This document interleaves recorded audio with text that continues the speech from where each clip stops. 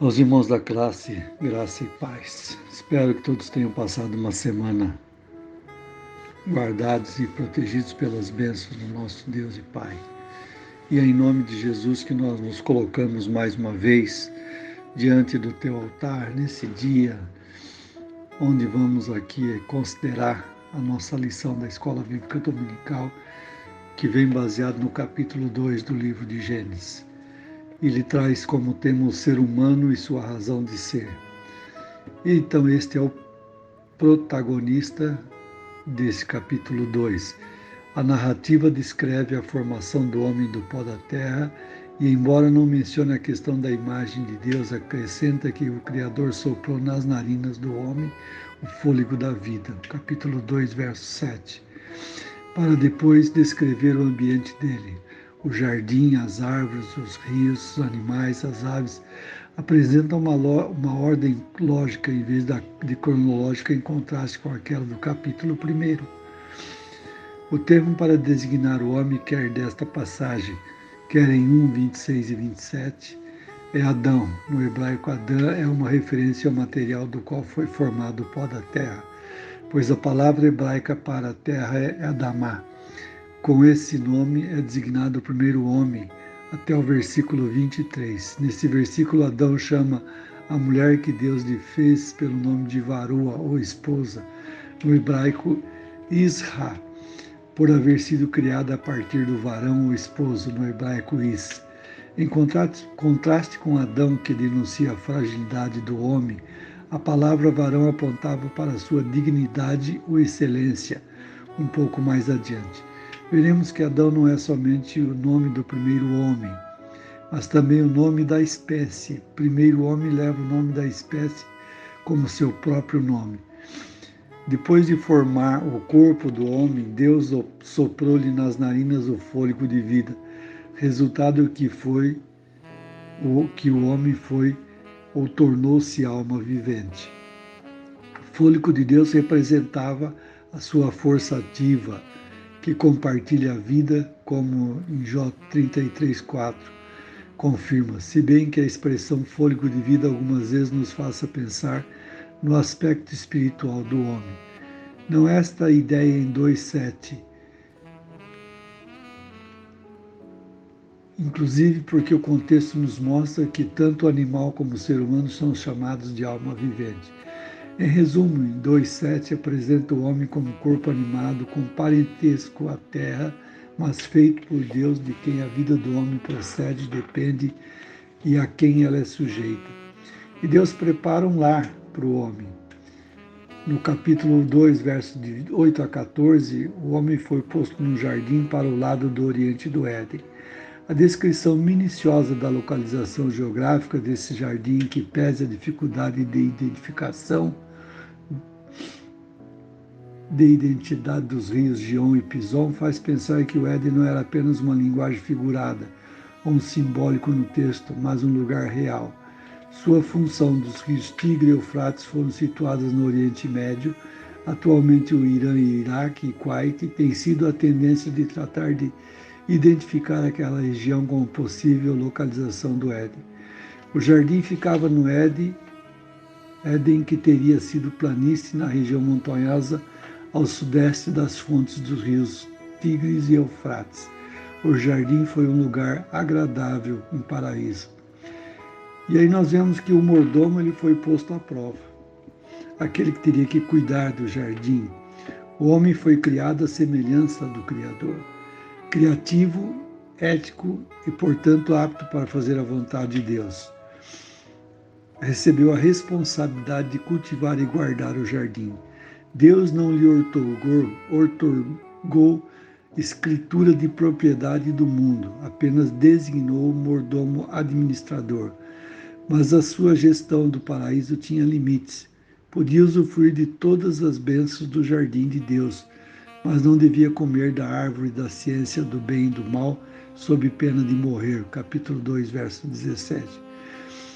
E muito há se especulado sobre a natureza dessa árvore. A sabedoria popular já tem relacionado com a macieira, enquanto tendências teológicas e idealistas a têm apontado como símbolo da atividade sexual. A Bíblia não sugere a primeira, e quanto à segunda, a desautoriza a apontar a sexualidade como dom e propósito de Deus, não somente para o ser humano, como também para os animais, e mesmo para os vegetais, considerada a multiplicação no contexto da bênção.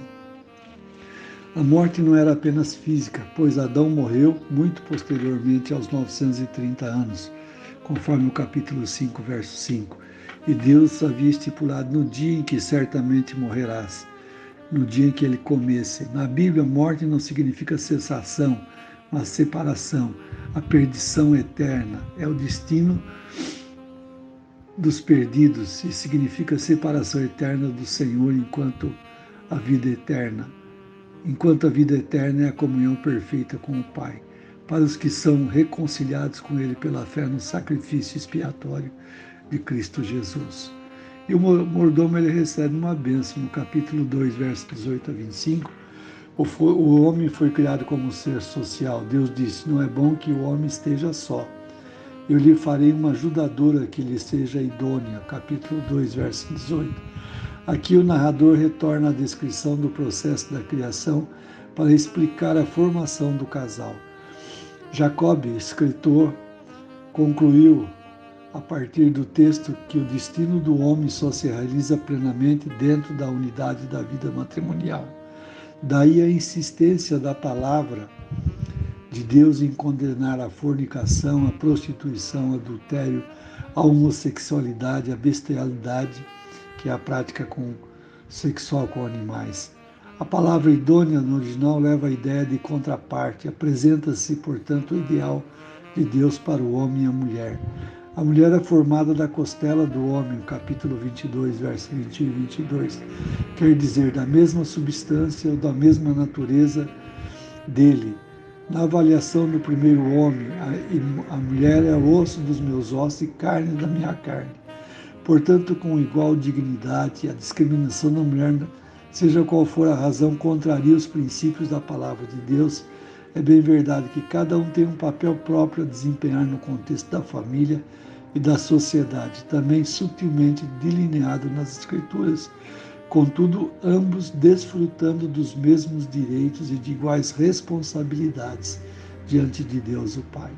O casamento ideal visa também a formação de um novo lar, independente, em certo sentido, dos lares de onde marido e mulher saíram. Casados, marido e mulher devem priorizar seu cônjuge e seu lar.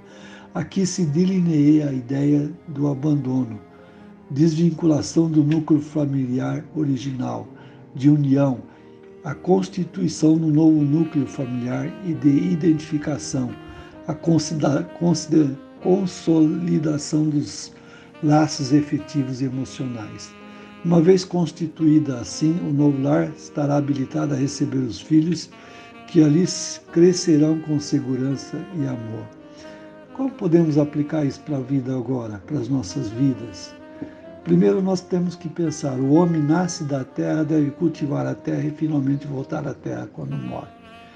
Afirma Vogt, a terra é para o homem berço, lar e sepultura. Eis mais uma razão para que sejamos bons mordomos da terra, fazendo tudo o que esteja ao nosso alcance para a preservação dos solos, dos recursos não renováveis e do meio ambiente. Segundo, Deus, como provedor, serve de modelo para os pais. O inexperiente Adão foi protegido e sustentado por Deus no jardim. Como pais, devemos prover nossa família tanto das necessidades materiais quanto e com maior desvelo das necessidades emocionais. São mais os famintos emocionais ao nosso redor do que os famintos de pão. Terceiro, no contexto da vida conjugal, homem e mulher devem desfrutar um com o outro, experimentar intimidade física, emocional e espiritual, em um clima de respeito e carinho, entregar-se um ao outro na busca de satisfazer as respectivas necessidades físicas, emocionais, espirituais, para que Satanás não vos tente. Então, esse é o resumo do capítulo 2 de Gênesis, que traz aí a criação do homem e da mulher, a formação da família, e que nós devemos estar atentos, porque hoje vivemos num mundo onde o contexto família ele foi desvirtuado. ele foi tratado de uma forma imoral. E hoje nós precisamos estar atentos para que os nossos filhos continuem dentro de uma constituição familiar abençoada por Deus. Que cada um dos nossos irmãos tenha uma semana abençoada, guardados pelo poder e pela graça do nosso Deus mediante Cristo Jesus, e que sejamos, acima de tudo, vencedores, porque Jesus é o nosso guia, o nosso orientador, é aquele que vai à frente. Deus abençoe a todos, uma semana especial. Amém.